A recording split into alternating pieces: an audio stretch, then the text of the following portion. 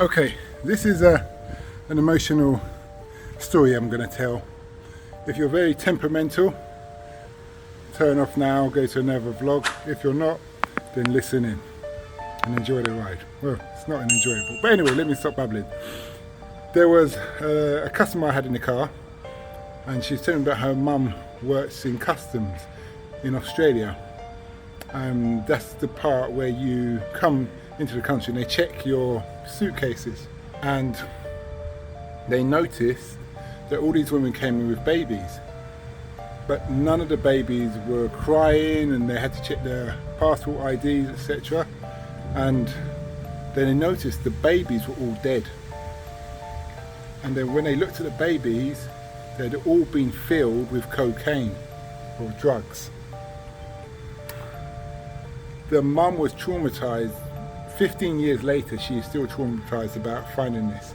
So my heart goes out to the mum of a lady who works in customs. But it raises a lot of questions. If you're a judge, how do you deal with sentencing those women? Are they part of the scheme in the sense of they were complicit and voluntarily were doing that to get to stay in Australia? Or were they mistreated and held under duress? And even more important, those babies, were they killed specially just to do that? And if so, whose are those babies? Because if the babies were really, if they had died a long time ago, then they would be smelling, no doubt.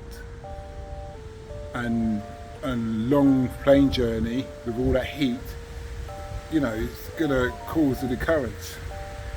But I was just thinking, it was traumatic, it was a powerful story, it shows what some people go through.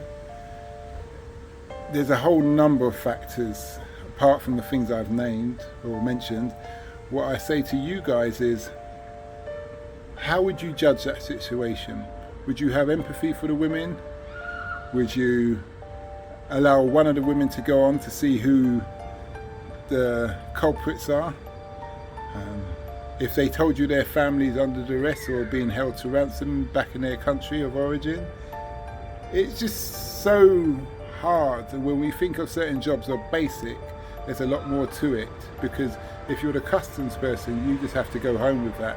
And as I did mention earlier, it's 15 years later that woman still thinks about it. Anyway, as usual, put your comments in the bit down below. I know it's a grim story, but stories are stories and they're all true. To hear more interviews, follow Taxi Chronicles on YouTube, Spotify and Apple Podcasts as we learn from riders as they share their life-changing experiences.